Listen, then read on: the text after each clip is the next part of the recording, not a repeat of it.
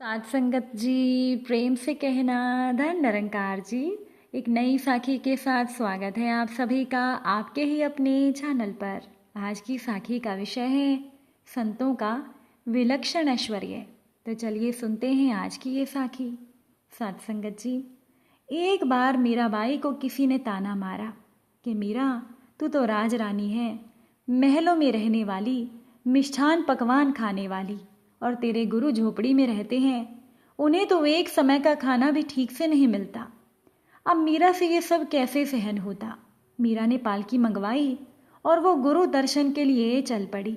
मायके से कन्यादान में मिला एक हीरा मीरा ने अपनी गांठ में बांध लिया और मीरा पहुंच गई अपने गुरु की कुटिया पर।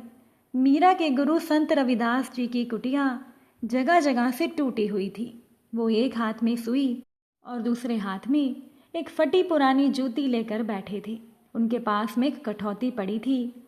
हाथ से काम और मुख से नाम चल रहा था। ऐसे महापुरुष कभी बाहर से चाहे साधन संपदा वहीन दिखें, पर अंदर की परम संपदा के वो धनी होते हैं, और बाहर की धन संपदा तो ऐसे महापुरुषों के चरणों की दासी होती है। यही संतों का विलक्षण ऐश्वर्य है। मीरा ने गुरु चरणों में वो बहुमूल्य हीरा रखते हुए प्रणाम किया। मीरा की आंखों में श्रद्धा प्रेम के आंसू थे। वो हाथ जोड़कर गुरु से निवेदन करने लगी, गुरुजी, लोग मुझे ताने मारते हैं कि मीरा तू तो महलों में रहती है और तेरे गुरु के पास रहने के लिए एक अच्छी कुटिया भी नहीं है। गुरुदेव, मुझसे ये सुना नहीं जाता, इसीलिए अपने चरणों में आप अपनी एक दासी की ये तुच्छ भेंट स्वीकार करें। इस झोपड़ी और कठौती को छोड़कर आप तीर्थ यात्रा कीजिए। और इसके आगे संत रविदास जी ने मीरा को बोलने का मौका ही नहीं दिया। संत रविदास जी बोले, गिरधर नागर की सेविका होकर तुम ऐसा कहती हो? मुझे इसकी ज़रूरत नहीं है बेटी। मेरे लिए इस कठौती का पानी ही गंगा जी है, ये झोपड़ी ही मेरी काशी है। इतना कहकर संत रविदास जी ने कठौती में से एक अंजलि जल लेकर उसकी धार की और अनेकों सच्चे मोती जमीन पर बिखर गए। मीरा हैरान सी देखती रह गई। ऐसा होता है संतों का विलक्षण ऐश्वर्य। साध संगत जी, एकनाथ जी महाराज का नाम तो आप सभी ने सुना होगा। बालकपन में ही इनके माता पिता का देहांत हो गया और एकनाथ जी अनाथ हो गए। 12 वर्ष की आयु में बालक एकनाथ के जीवन में घटना घटित हो रही थी। जब वो एक शिवालय में कीर्तन कर रहे थे तो रात्रि के अंतिम पहर में आकाशवाणी होती है, जाओ देवगढ़ में जनार्दन पंत के दर्शन करो। आकाशवाणी को सुनकर एकनाथ जी देवगढ़ की ओर चल पड़े और वहां जाकर उन्हें जनार्दन पंत के दर्शन हुए। अब गुरुदेव श्री जनार्दन पंत ने एकनाथ जी को आश्रम की भोजन व्यवस्था का काम सौंप दिया। एक दिन एक पाई का हिसाब ना मिलने के कारण वो पूरी रात हिसाब मिलाने में लगे रहे, और जैसे ही उन्हें अपनी भूल ज्ञात हुई वो बहुत प्रसन्न होकर अपने गुरु के पास आए। गुरुजी बोले, पुत्र, जब तुम एक पाई की भूल ज्ञात होने पर इतने प्रसन्न हो तो जीवन की भूल जान लेने पर तुम कितना खुश होंगे। कहा जाता है कि उनके गुरुदेव जनार्दन पंत जी साक्षात भगवान दत्तात्रेय थे। साध संगत जी, संत एकनाथ जी के जीवन में बहुत से चमत्कार देखने और सुनने को मिलते हैं। ये भी कहा जाता है कि कृष्णा और गोदावरी नदियां भी मनस्वी रूप धारण करके उनकी कथा सुनने आती थी।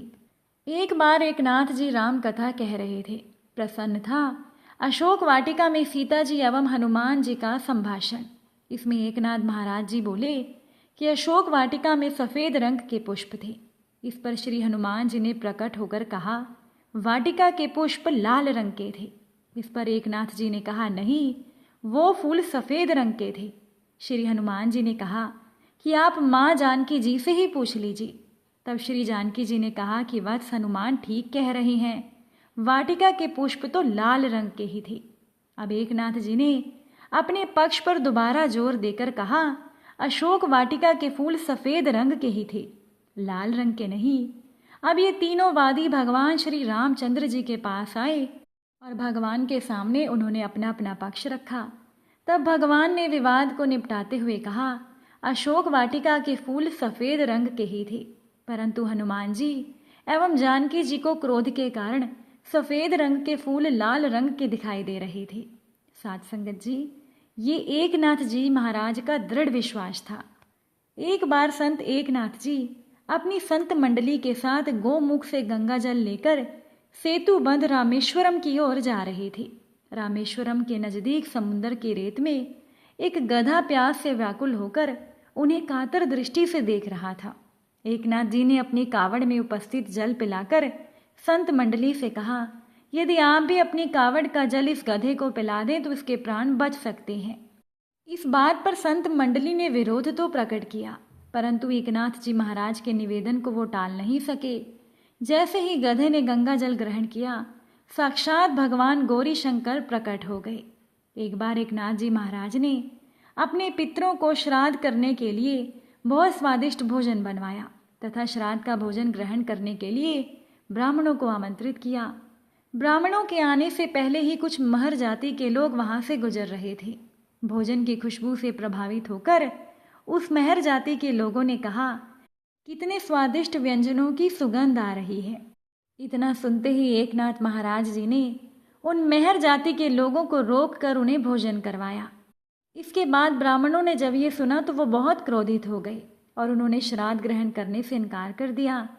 कहा जाता है कि पितरों ने साक्षात प्रकट होकर श्राद्ध ग्रहण किया। साथ संगत जी, एक बार कुछ चोरों ने चोरी करने के उद्देश्य से एकनाथ जी महाराज के घर में प्रवेश किया। घर का सारा सामान इकट्ठा करके जब वो चलने लगे तो अंधे होकर सामान से टकरा कर गिरने लगे। इसी समय एकनाथ जी महाराज की समाधि टूटी तो उन्होंने चोरों को दृष्टि देकर सामान भी उनको साथ दे दिया। एक बार पैथड़ में एक वैश्या रहती थी। अब वैश्या के विषय में तो सब लोग जानते ही हैं। एक दिन वैश्या एकनाथ जी महाराज से मिलने गई और उनसे निवेदन करने लगी कि आप मेरा स्थान भी पवित्र कीजिए। इस पर एकनाथ जी महाराज ने कहा, जरूर।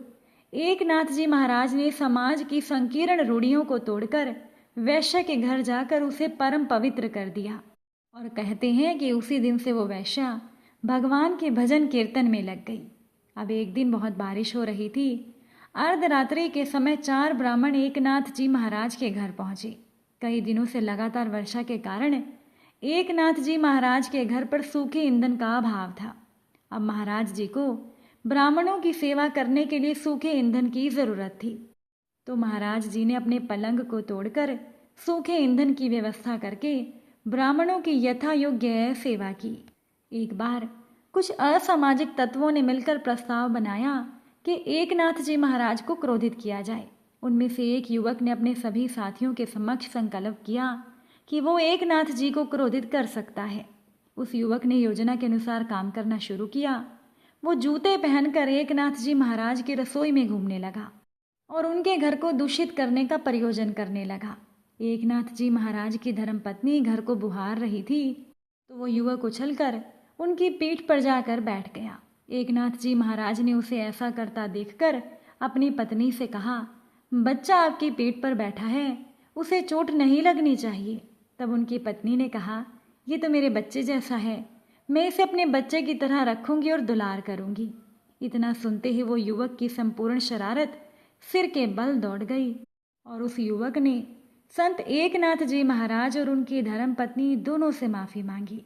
साथ संगत जी, ऐसा होता है संतों का विलक्षण ऐश्वर्य। अगर आज की ये साखी आपको अच्छी लगी हो तो वीडियो को लाइक और शेयर ज़रूर कीजिएगा। आप सभी से फिर मुलाकात होगी नई साखी और नए विचारों के साथ।